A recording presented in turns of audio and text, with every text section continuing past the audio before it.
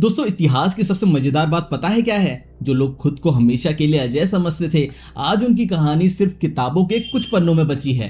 सत्ता जब बहुत लंबे समय तक एक ही इंसान के हाथ में रहती है तो धीरे धीरे उसे लगने लगता है कि अब दुनिया उसके हिसाब से चलती है। लेकिन इतिहास का अपना अलग ही एटीट्यूड है।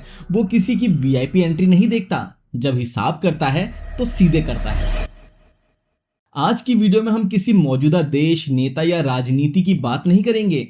हम पूरी तरह इतिहास की तरफ लौटेंगे और देखेंगे कि 20वीं सदी के कुछ सबसे ताकतवर तानाशाहों के आखिरी दिन आखिर कैसे गुजरे। ये कोई भविष्यवाणी नहीं है, ना किसी से तुलना करने की कोशिश। बस एक सवाल है, इतिहास हमें बार बार क्या सिखाने की कोशिश करता है। चलिए शुरुआत करते हैं उस इंसान से जिसने आधुनिक फासीवाद को दुनिया के सामने खड़ा किया, बेनिटो मुसोलिनी।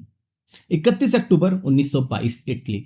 सिर्फ 39 साल की उम्र में मुसोलिनी देश का प्रधानमंत्री बन गया। मार्च ऑन रोम नाम की बड़ी राजनीतिक घटना के बाद उसने सत्ता हासिल की। शुरुआत में सब कुछ सामान्य राजनीति जैसा लगा, लेकिन कुछ ही सालों में तस्वीर पूरी बदल गई। विपक्षी पार्टियों पर ताले लग गए, स्वतंत्र अखबार बंद होने लगे और लोकतंत्र धीरे धीरे इतिहास की किताबों में शिफ्ट होने लगा। 1925 तक इटली एक पार्टी वाले शासन में बदल चुका था। मुसोलिनी ने खुद को नया नाम दिया, इल डूचे, यानी नेता। अब सोचिए, अगर किसी ऑफिस में बॉस इतना पावरफुल हो जाए कि कोई कर्मचारी सर एक छोटी सी बात भी ना बोल पाए, तो फिर गलत फैसले कौन रोकेगा? यही कहानी बड़े स्तर पर भी देखने को मिली। मुसोलिनी पूरे 22 साल और 179 दिन सत्ता में रहा। उसका सपना था पूरे रोमन साम्राज्य जैसी ताकत फिर से खड़ी करना। इसी महत्वाकांक्षा में 1935 में उसने इथोपिया पर हमला कर दिया। इतिहासकारों के अनुसार युद्ध, कब्जा, भुखमरी और रासायनिक हथियारों के इस्तेमाल की वजह से लाखों इथियोपियाई प्रभावित हुए और सैकड़ों हजारों लोगों की जान गई। लेकिन उसके विस्तार की भूख यही नहीं रुकी। 1939 में उसने अल्बानिया पर भी कब्जा कर लिया। फिर आया 1940, जब उसने एडोल्फ हिटलर के साथ मिलकर दूसरे विश्व युद्ध में कदम रखा। उस समय शायद उसे लगा होगा कि इतिहास उसके नाम का नया अध्याय लिखने वाला है, लेकिन इतिहास ने अध्याय तो लिखा, बस कहानी उसकी उम्मीद से बिल्कुल उल्टी निकली। दूसरा विश्व युद्ध जितना लंबा चलता गया, मुसोलिनी की कुर्सी उतनी ही हिलती गई। शुरुआत में जो लोग उसे देश का सबसे मजबूत नेता मानते थे, वही लोग अब रोजमर्रा की मुश्किलों से परेशान होने लगे। शहरों पर लगातार बमबारी हो रही थी, अर्थव्यवस्था लगभग टूट चुकी थी और आम लोगों की जिंदगी का बैलेंस ऐसा बिगड़ा था कि उसे ठीक करने के लिए कोई रीस्टार्ट बटन भी नहीं था। 1945 तक इटली पूरी तरह तबाह हो चुका था।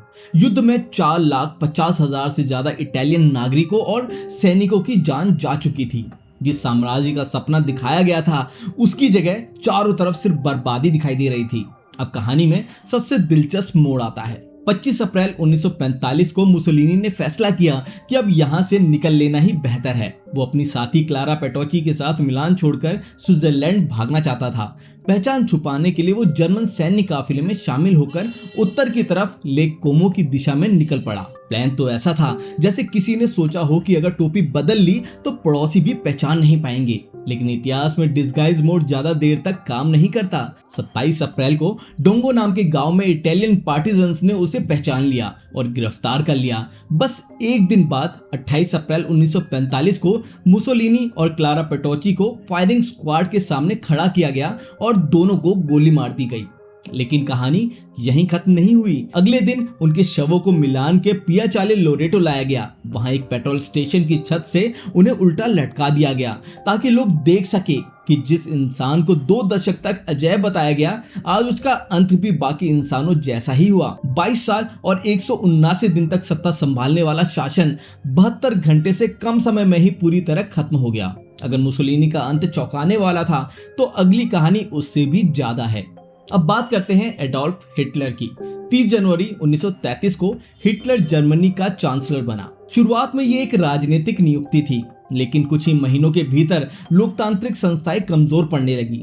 धीरे धीरे विपक्ष को खत्म किया गया, सत्ता एक जगह सिमट गई और अगले 12 वर्षों में दुनिया के इतिहास की सबसे क्रूर तानाशाहियों में एक खड़ी हो गई। उसके फैसलों ने दूसरे विश्व युद्ध को जन्म दिया, जिसमें अनुमानित 7 से 8.5 करोड़ लोगों की मौत हो गई। इसके अलावा उसके शासन के दौरान होलोकॉस्ट में लगभग 60 लाख यहूदियों की व्यवस्थित हत्या की गई और उनके साथ लाखों अन्य लोग भी इस अत्याचार का शिकार बने। लेकिन जिस शासन ने खुद को 1000 साल तक चलने वाला बताया था, उसके कैलेंडर में अब आखिरी पन्ने बच चुके थे। अप्रैल 1945 तक हालात पूरी तरह बदल चुके थे। सोवियत सेना बर्लिन में घुस चुकी थी। जिन इलाकों पर कभी नाजी झंडा लहराता था, वहां अब गोलियों और धमाकों की आवाज सुनाई दे रही थी। हिटलर जमीन के नीचे बने फ्यूहरर बंकर में सिमट चुका था। सोचिए, जिसे पूरे यूरोप पर कब्जे का सपना देखा था, आखिर में खुद कुछ कमरों तक सीमित रह गया। हालात इतने बिगड़ चुके थे कि कई सैन्य कमांडर साफ बता रहे थे कि अब जीतना लगभग नामुमकिन है। लेकिन सत्ता जब लंबे समय तक एक ही इंसान के हाथ में रहती है, तो कई बार सच सबसे आखिर में पहुंचता है। रिकॉर्ड बताते हैं कि हिटलर ऐसी सेनाओं को भी आदेश दे रहा था जो जमीन पर मौजूद ही नहीं थे, यानी प्लानिंग पूरी स्पीड में थी, बस मैदान में खिलाड़ी ही नहीं बचे थे। फिर आया अप्रैल का आखिरी दिन। 30 अप्रैल 1945 को हिटलर ने बर्लिन के उसी बंकर में आत्महत्या कर ली। उसके बाद घटनाएं इतनी तेजी से आगे बढ़ी कि पूरी दुनिया देखती रह गई। 8 मई 1945 को जर्मनी ने आधिकारिक रूप से आत्मसमर्पण कर दिया। जिस शासन ने दावा किया था कि वो 1000 साल तक टिकेगा, वो अंतिम दौर में सिर्फ 8 दिनों के भीतर पूरी तरह समाप्त हो गया। अब चलते हैं यूरोप के एक और देश रोमानिया, जहां निकोलाई चाउशेस्कू ने 1965 से 1989 तक यानी लगभग 24 साल सत्ता संभाली। उसने अपने चारों तरफ ऐसा व्यक्तित्व पूजा वाला माहौल बना दिया था कि हर तरफ हर जगह उसकी तस्वीरें, उसके भाषण और उसकी तारीफ ही दिखाई देती थी। उसके शासन की सबसे ताकतवर संस्थाओं में से एक थी सेक्यूरिताते, जिसे पूर्वी यूरोप में सबसे डर पैदा करने वाली गुप्त पुलिस एजेंसियों में गिना जाता था। लेकिन फिर आया 21 दिसंबर 1989। बुखारेस्ट में एक बड़ी जनसभा रखी गई। योजना बिल्कुल साफ थी। नेता आएंगे, भाषण देंगे, भीड़ तालियां बजाएगी, टीवी पर सब शानदार दिखेगा और अगले दिन अखबारों की हेडलाइन तैयार। लेकिन जिंदगी हमेशा स्क्रिप्ट फॉलो नहीं करती। जैसे ही चाउशेस्कू ने बोलना शुरू किया, पहली बार राष्ट्रीय टेलीविजन पर लाइव प्रसारण के दौरान भीड़ ने तालियां नहीं बल्कि हूटिंग शुरू कर दी। कुछ सेकंड के लिए वो खुद भी समझ नहीं पाया कि आखिर हुआ क्या। वो पल सिर्फ एक भाषण का नहीं था, बल्कि उस डर के टूटने का संकेत था जो वर्षों से लोगों के बीच मौजूद था। अगले ही दिन 22 दिसंबर वो हेलीकॉप्टर से भाग निकला, लेकिन बच नहीं पाया। कुछ ही दिनों में उसे और उसकी पत्नी एलेना चाउशेस्कू को पकड़ लिया गया। 25 दिसंबर 1989 को एक संक्षिप्त सैन्य मुकदमे के बाद दोनों को गोली मार दी गई।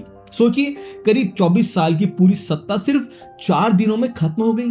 चाउशेस्कू अकेला उदाहरण नहीं था। अगर इतिहास के अलग अलग देशों की तरफ नजर डालें तो एक दिलचस्प पैटर्न बार बार दिखाई देता है। फर्डिनेंड मार्कोस ने फिलीपींस पर लगभग 20 साल तक शासन किया, लेकिन 1986 की पीपल पावर रेवोल्यूशन के दौरान उनकी सरकार सिर्फ 4 दिनों में बिखर गई। Gene L Abidin Ben Ali ने टूनीशिया पर 23 साल तक राज किया। देश भर में विरोध प्रदर्शन शुरू हुए और 28 दिनों के भीतर उन्हें देश छोड़कर भागना पड़ा। होस्नी मुबारक लगभग 30 साल तक मिस्र के राष्ट्रपति रहे, लेकिन काहिरा के तहरीर स्क्वायर के शुरू हुए बड़े प्रदर्शन ने उनकी सरकार को 18 दिन में समाप्त कर दिया। और स्लोबादान मिलोसेविच, जिन्होंने लगभग 13 साल तक सर्बिया की राजनीति पर प्रभाव बनाए रखा, विवादित 2000 के चुनाव के बाद हुए जन आंदोलन के चलते कुछ ही दिनों में हार स्वीकार करने पर मजबूर हो गए। अब जरा गौर कीजिए, देश अलग, भाषा अलग, समय अलग, विचारधारा अलग। कोई फांसीवादी था, कोई नाजी, कोई कम्युनिस्ट, तो किसी ने आपातकाल का मार्शल लॉ के सहारे सत्ता चलाई।